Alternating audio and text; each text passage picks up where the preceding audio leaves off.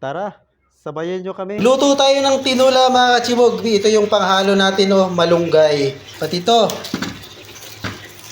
Yan. Puro bigay lang niya ng mga kapitbahay natin mga kachibog.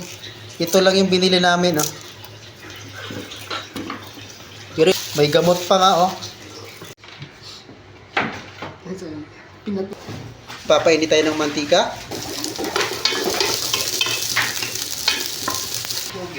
Matugod pa nga yun.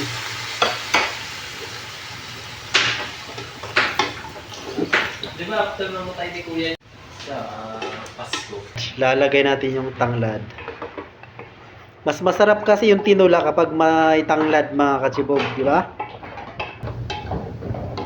After 10 minutes nating niluto na walang tubig na ginamit lang natin is oil at saka yung regular na tubig na galing sa manok, lalagyan na natin siya ng tubig.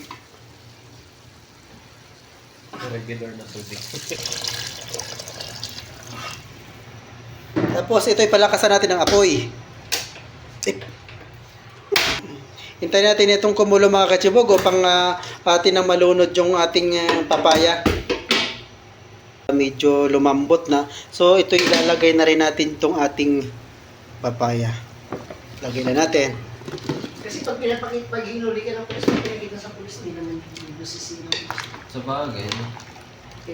So hintayin natin itong maluto ng konti o half cook para ilunod naman natin yung malunggay. Lalagyan na natin siya ng patis. Titimplahan na natin to. Yung tagid yan sa kabila. Yan, ito yung half cook na yung ating papaya. Ilalagay natin to. Kasabay din na.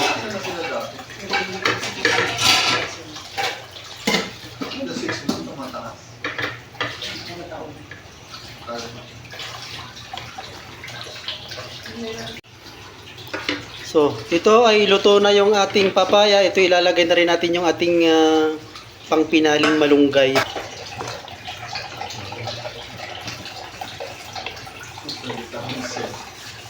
Ano ba ginawa rin yung rasa ng gas?